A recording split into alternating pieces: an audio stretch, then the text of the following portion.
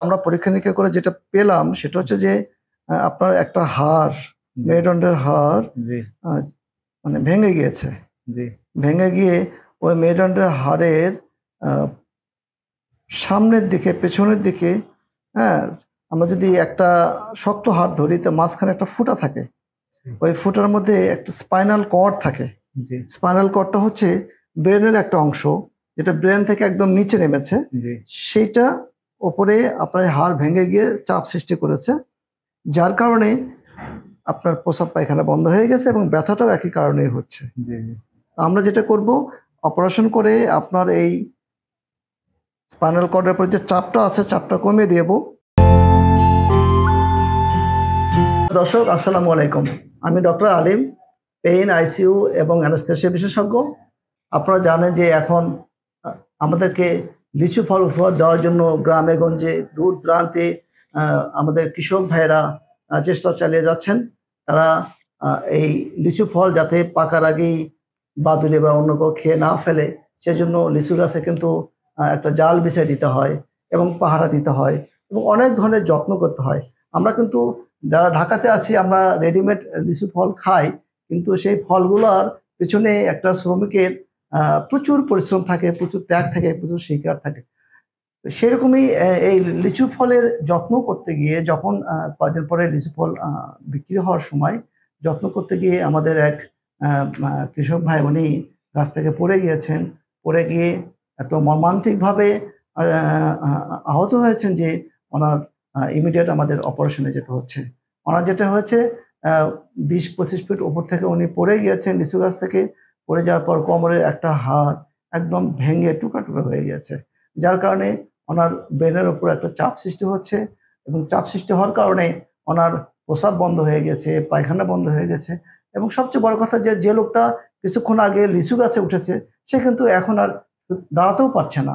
সেজন্য আমি এটাকে খুবই মর্মান্তিক বিষয় হিসেবে দেখছি। আবার একটু বলেন আপনার কষ্টটা কি?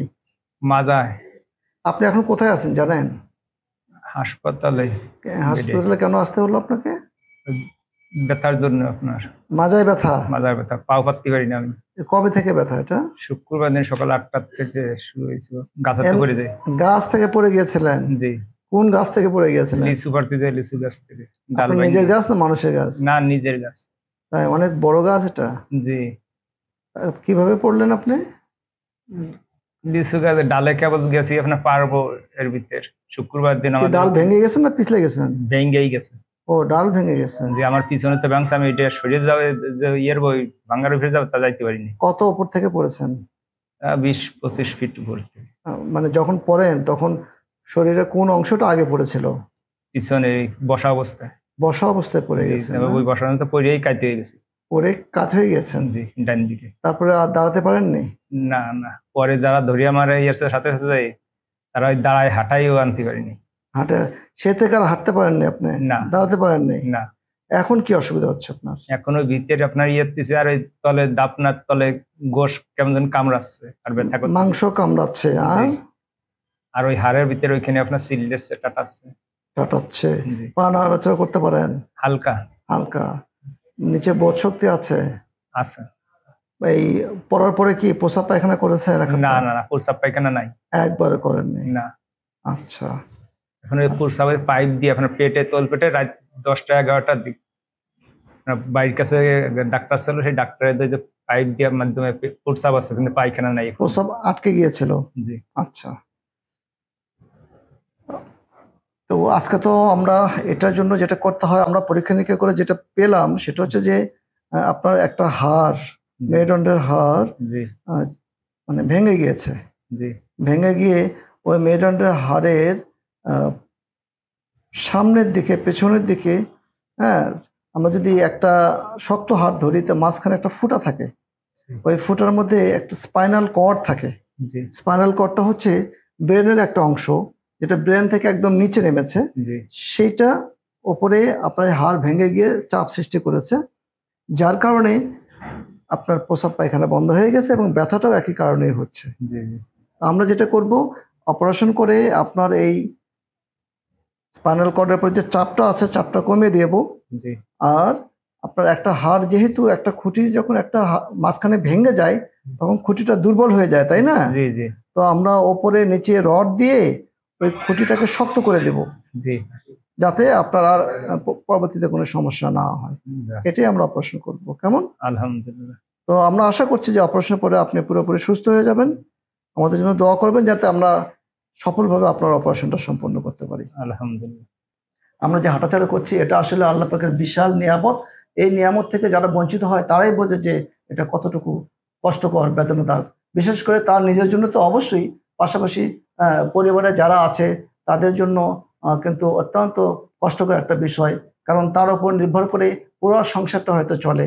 সেই সংসারের কর্মক্ষম ব্যক্তি যখন অসুস্থ হয়ে যায় তখন সেটা সবার জন্য একটা পেরেশানির বিষয় হয়ে যায়। তারপরে হসপিটালে দৌড়াদৌড়ি, ওনারা সেই খুলনা থেকে আসেন, এসে এ হসপিটাল সে হসপিটাল দৌড়াদৌড়ি করেছেন। আপনারা জানেন যে এই ধরনের এমার্জেন্সি সার্ভিস কিন্তু সব জায়গায় হঠাৎ করে করা সম্ভব হয় না। আলটিমেটলি ওনারা এই প্রশান্তি হসপিটালে আসছেন। আমরা আমাদের এখানে আধা ঘন্টার মতো হলো ওনারা আসেন। আমরা হয়তো আর 2-1 ঘন্টার মধ্যে অপারেশন শুরু করবো ইনশাল্লাহ। আমরা সব কিছু রেডি করেছি।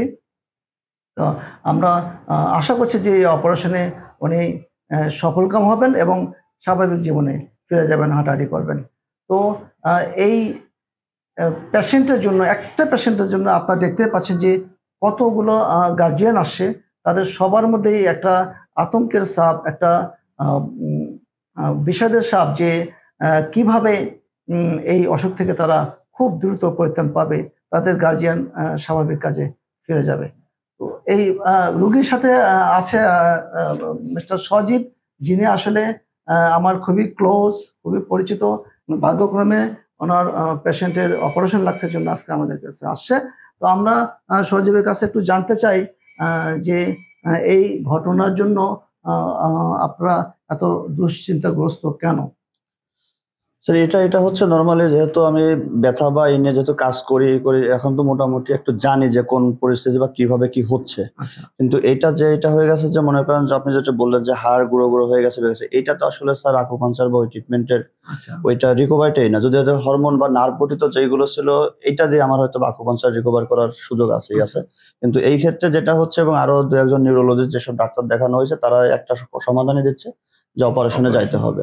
সেই অপারেশনের চিন্তা করেই আর কি আপনার কাছে আসা, যে অপারেশনটা আপনার এখান থেকে করি। আরো 2-1 জায়গায় ঘুরছি এই করছি, কিন্তু এখানে আসলে অপারেশনের যে টাইমটা তারা বলতেছে 5-7 দিন পরে, ওইটা আমাদের জন্য একটু মানে খুব প্রবলেম হয়ে যাবে। যার জন্য আমরা চাচ্ছি যে 72 ঘন্টার ভিতরে অপারেশনটা করে ফেলতে। এটা অনেক নিউরোলজিস্টের সাজেশন অনুযায়ী, সেই অনুযায়ী আমরা চাচ্ছি দ্রুত অপারেশনটা করে ফেলতে। যে কোনো কারণে যদি কারো প্রস্রাব পায়খানা বন্ধ হয়ে যায় তাহলে এটা সবসময় আমরা এমার্জেন্সি হিসেবেই মনে করি এবং সেই এমার্জেন্সি হিসেবেই আমরা তার ব্যবস্থা নিচ্ছি ইনশাল্লাহ। আমরা অল্প সময় পরে অপারেশন চলে যাব।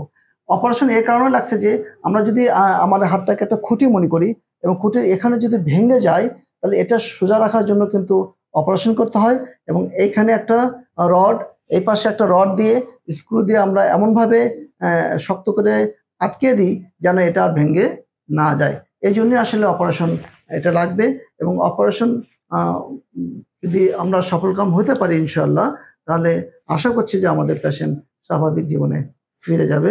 সে আগের মতো হাঁটবে, আগের মতো আবার লিচু গাছে উঠবে, এটা আমাদের বিশ্বাস ইনশাল্লাহ। তো রোগীর সাথে আরেকজন ভদ্রলোক আছেন। তো আমিও দেখছি যে উনি এসে আমাকে বলছেন যে যেভাবে হোক আজকেই অপারেশন করে দিতে হবে। তো কেন আপনার মধ্যে এই উৎকণ্ঠাটা কেন? পেশেন্ট হচ্ছে আমার মামা, ঠিক আছে, বড় মামা। কারণ যে অনেক ছোটকাল থেকেই মামারাই আমাকে বড় করছে আর কি। কি করেন? আচ্ছা, আমি ব্র্যাক ব্যাংকে আছি। আচ্ছা, ব্র্যাক ব্যাংকে আছে। ব্র্যাক ব্যাংকে বারান্তবাদ শাখাতেই আছে। আচ্ছা আচ্ছা, হচ্ছে আপনার মামা হয়? হ্যাঁ হ্যাঁ, আমার মামা। আচ্ছা এখন হচ্ছে যে মামার যে অবস্থা, এটা দেখে আর আমাদের সহ্য হচ্ছে না। আচ্ছা, যেটা হলো যে মনের ভিতর থেকে আসে, আচ্ছা যে এরকম মেনে নেওয়া যায় না আর কি। সেটার জন্যই মূলত তাড়াহুড়া করে এই ক্লিনিকে আনা। আচ্ছা, তো ঠিক আছে, এটাই স্বাভাবিক যে যে কোনো বাড়ির মুরব্বী যখন অসুস্থ হয়ে যায় তখন যারা অভিভাবক থাকেন তাদের মধ্যে উৎকণ্ঠাটা এটা খুবই স্বাভাবিক। এটাকে আমরা রেসপেক্ট করি। আসলে আমরা বাংলাদেশে একে অপরকে সাথে যে সামাজিক বন্ধনে আবদ্ধ, এটা আসলে তার একটা বড় নজির এবং এটাই আসলে আমাদের দেশের সামাজিকতার একটা গর্ব যে আমরা যখন কেউ বিপদে পড়ে আমরা ঝাঁপিয়ে পড়ি, আসলে এটাই পড়া উচিত। এবং এটার মধ্যেই আসলে আমার মনে হয় যে প্রকৃত বন্ধুত্ব বলেন, ভালোবাসা বলেন, শ্রদ্ধাবোধ বলেন লুকিয়ে আছে। তো দর্শক, আমার রোগীর জন্য দোয়া করবেন। আমরা একটু পরে অপারেশনে যাব, সে যাতে আবার হাঁটাহাঁটি করতে পারে, আবার যাতে লিচু গাছে উঠতে পারে এবং আমাদেরকে ভালো ভালো লিচু উপহার দিতে পারে। আসসালামু আলাইকুম।